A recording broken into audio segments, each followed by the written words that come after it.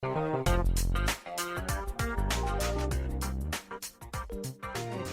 having a fabulous conversation. You know, there is a conference out there called the Renaissance Conference. They've been around now for 27 years. 27 years. That's Viresh Mathur helping me out here. He is with me at the studio. He is a financial services consultant with insurance and investments of Blue Umbrella. As a matter of fact, Viresh, it's such a pleasure having you on the show because, we talked about what the Renaissance Conference is all about. But to get into more detail about the whole Metrolinx discussions, and, I guess one of the themes this year, if you want to fill in the blanks here, with respect to, transportation gridlock. I mean, I think one of the workshops had to do with transportation gridlock. Yes, it did. When we talk about transportation, we're talking about gridlock and how gridlock affects the economy.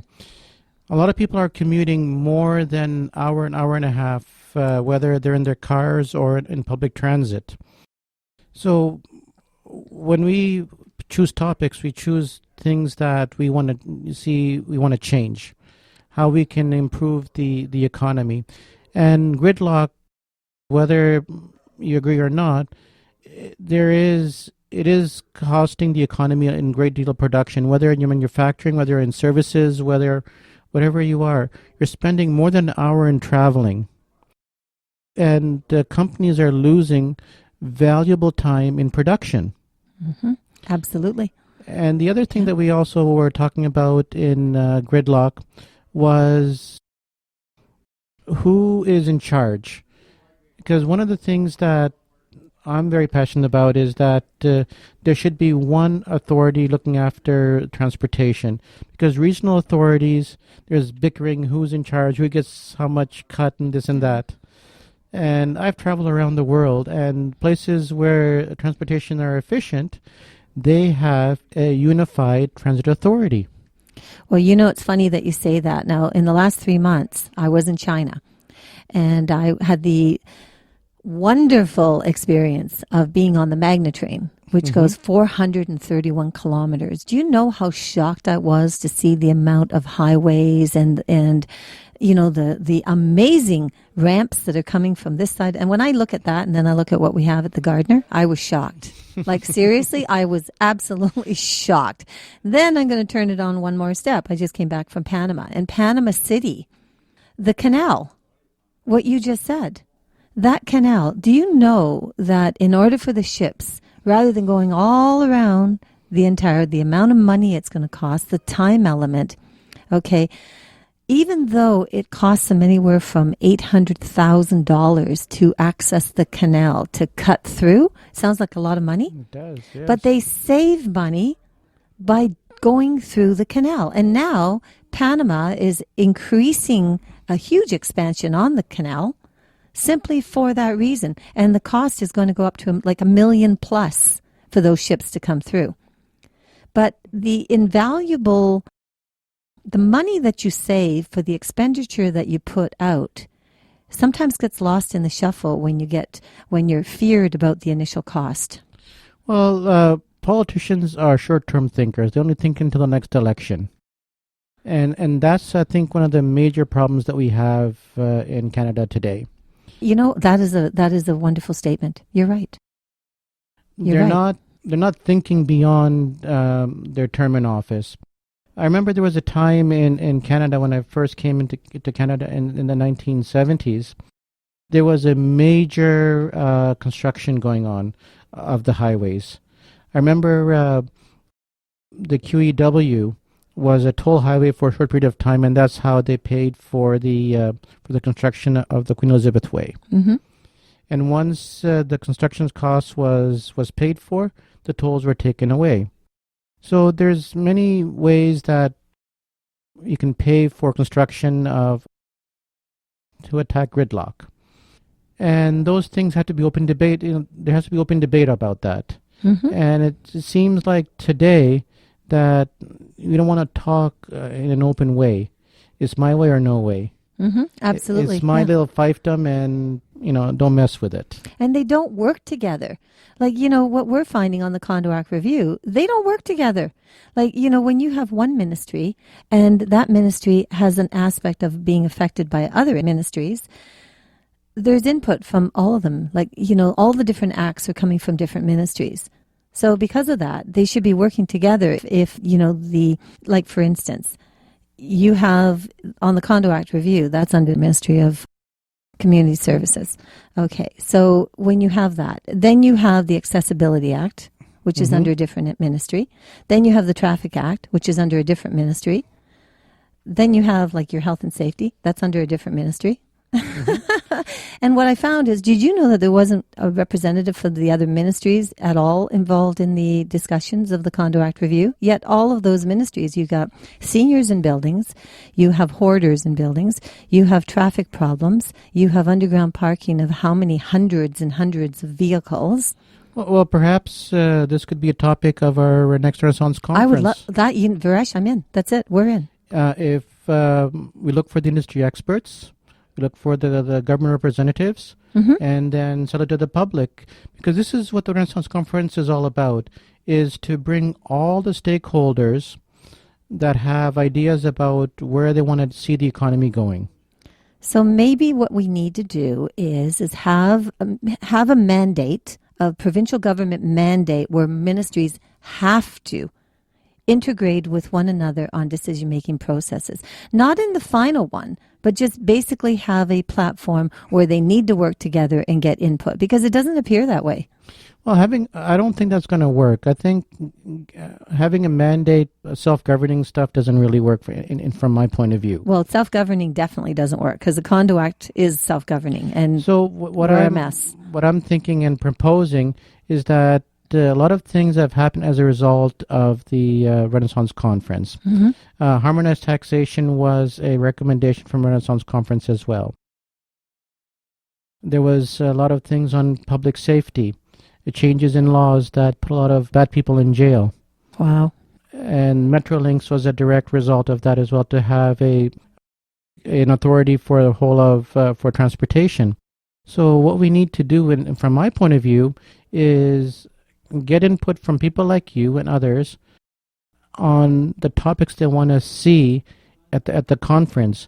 And we'll find, with your help and with others, the industry experts, and we'll get the politicians in the same room and present these ideas the same way as we did for the last 27 years. Because a lot of things have resulted when all the stakeholders are in one room. When you talk, like one of the subjects, the other subject was home ownership protection. If we could put one huge subject, and I know Bob touched on it a bit, because it's something, he's actually a financial expert as well. He was the ex-vice chair of KPMG for many, many years, retired now. But interesting is a reserve fund bond. Just like today's savings bond. Yes, he did talk about that. Yes. Yeah, because Viresh, what's happening internally, is that they've already identified in condominiums that there's a certain degree of corruption, in the sense of the service contracts are overinflated, proxies could be forged.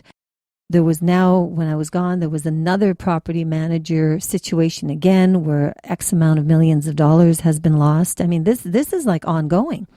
They make the decision of where the reserve funds are going to sit, in which investment advisor, and there's nothing there monitoring anything.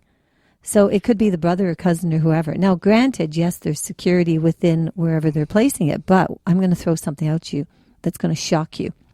The Condo Owners Association received an email from a condo owner, I guess maybe just over a year ago. Can you believe that their reserve fund money is sitting in some kind of a credit union type of style in Lithuania? I swear to God, it turned out that the president of the board is involved with some association of some sort in Lithuania.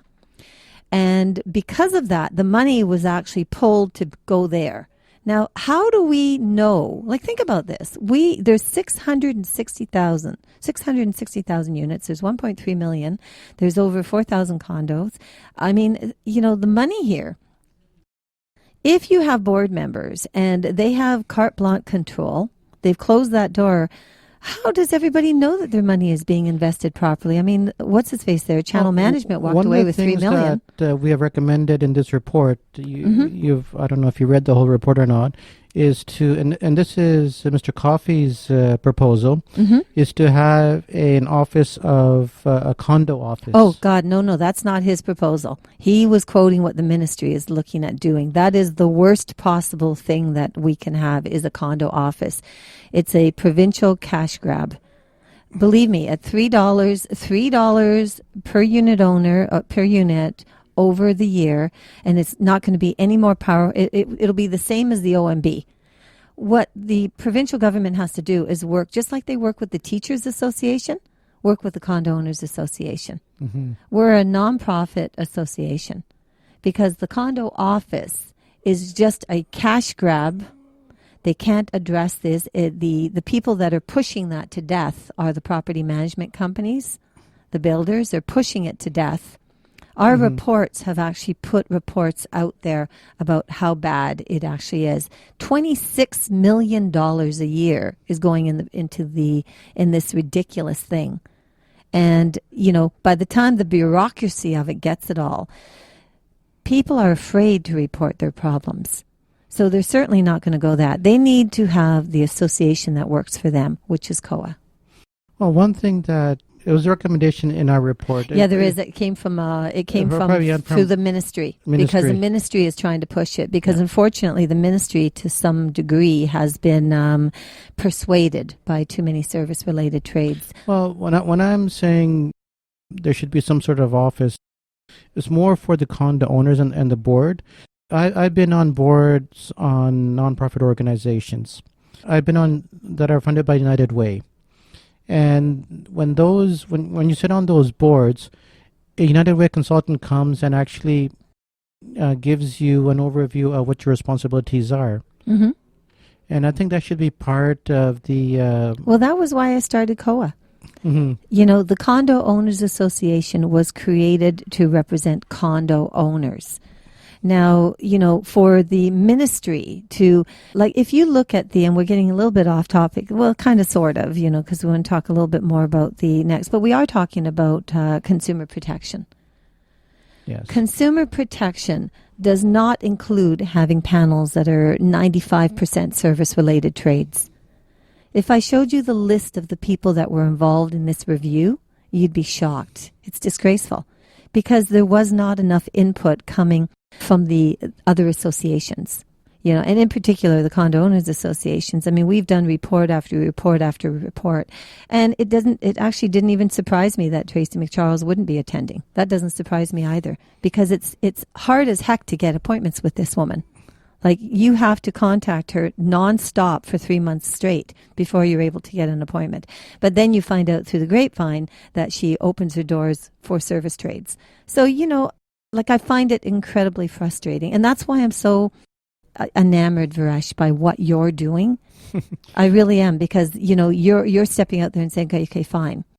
I know Bob talked a lot about Terrion, because in the whole Terrion problem, I mean, there's a problem there as well. There's a big problem. There's a huge problem. His building, actually, they were in millions of dollars of lawsuits because the mortar did not bond. Can you imagine, in his condo building? The mortar didn't bond. They had to replace brick by brick with mortar, well over millions of dollars. And that condo building, the maintenance fees took a hit on it because of it. It's a beautiful building. It's very well run. It's right downtown Toronto. Yeah, Terrion. I mean, this condo office is just another Terrion. This condo office is just another OMB. The condo office has absolutely nothing to do with condo owners. Well, this is what we try to do. We try to get all the stakeholders, not just the industry experts and the decision makers, in front of the general public. That's the whole idea, because I know I have the same problem as you do. Getting in touch with these ministers and politicians is like getting blood through from stone. Oh, no kidding. It's but those are the ones that then fear that they're not going to get reelected. But then what have they done? They don't even want to talk to the experts. But if we put them, the Renaissance Conference is put together by the associations that are part of the political system. The Renaissance Conference is put on by 5 organizations, the writing associations of each of these members. Mm-hmm. I sit on the writing association for Bas Balkassoon. I'm his policy advisor or policy chair. Wow, fabulous. He's lucky. And then Sue Wong, her association, every member of all the 5 Scarborough ridings are part of this. So they can't ignore us because they see us every month. Perfect. Well, this Kofi, I'm looking at the report, Kofi Achapong, who was there representing the minister, he made a comment about how condos are being managed by people who have no formal management training or experience. You know what I find fascinating? Oh my God, I was at the announcement where the minister announced about property managers requiring licensing. They have completely overlooked one key element. These property managers, they're not independent business owners, they're employees. Turning around and making statements that condos are being managed by people who have no formal management training, well, maybe Kofi Achambong should be making the statement, why is property management companies hiring people with no formal management training and then receiving $200,000 on management contracts and throwing these same unskilled people into $80 million condo buildings, and then the minister stepping forward and saying, oh, by the way, we don't need to license property management companies who are the ones that have the contract, who are the ones that are overseeing the legal, like the financials of these condo corporations. We're going to pick on the little guy, and we're going to hit the property managers. And we're going to say, hey, you as a property manager, you need to be licensed. They're completely missing the boat. Well, not just licensed, Linda. They have to be educated. They have to be educated on how to deal with, first of all, a volunteer organization which is the board. But why were they hired by the property management company in the first place if they don't know what they're doing? And that's the key thing, you see. The ministry has to mandate property management companies to be licensed. And then they should mandate a particular educational process that needs to be properly given to these property managers before they're able to all of a sudden service a contract. No different, like, in real estate. I'm a real estate representative. Mm-hmm. I've been a real estate agent since 1979. I have to get courses constantly. I have to take courses to upgrade myself constantly. That's in accordance with the Real Estate Council of Ontario. Okay. Mm-hmm. I need to be licensed. I need to have the courses to be licensed. But I'm not the only one that needs to be licensed. The brokerages all need to be licensed. Well, all of them need to be licensed. Licensing is one aspect of it. I agree with the licensing part. But they can't hire. I can't have my license to sell real estate unless I'm with a licensed brokerage. So the licensed brokerage is the one that holds the listing. I don't hold the listing. The licensed brokerage holds the listing. So the contract is between the brokerage and the public. And I service the contract. But the funny part is the property management company has the contract with the condo corporation, not with the board of directors. But we were in the Condo Act review, and the president of ACMO made the statement, Dean McCabe made the statement that property managers represent board of directors. Why? Because you know why? They have to keep the board of directors happy. Otherwise, they'll lose the contract. So the poor little guy there, the $40,000, $50,000 a year employee property manager, has to keep the board happy and do whatever they say. But then they have to keep their property management company happy because they want to keep their job. So the licensing, I have to tell the Ministry of Consumer Services, really, everybody needs to give their head a shake. It has to be the property management companies that are being put on the hot stove. I agree with that. The property management company and the property manager, they have to be licensed. Absolutely. And properly educated, because when you're managing a condo or managing a corporation, in a corporation, in a business, You're dealing with professionals who are trained to be in their field. But when you're dealing with a condo board, you're dealing with a volunteer organization. Part of the licensing education should be about how to manage a volunteer organization. That is key, because it's very different managing employees in an office and board of directors who are not educated in the field of management. Mm-hmm. Exactly. And as part of the ongoing training for the board of directors, I think it should be mandated that board of directors should go through formal training before they can sit on the board. Oh, I totally agree. But, we have to talk more about this because, you're so well adversed with working with politicians. So, the way of trying to get them to understand what is truly important, because it's going to affect so many different lives, is what this discussion is about today. And, of course, the Renaissance Conference. So I'm speaking with Viresh Mathur, who is a financial consultant with Blue Umbrella Financial Services, Insurance and Investments. You're listening to Linda Pinizzotto of The Condo Expert, and I will be right back.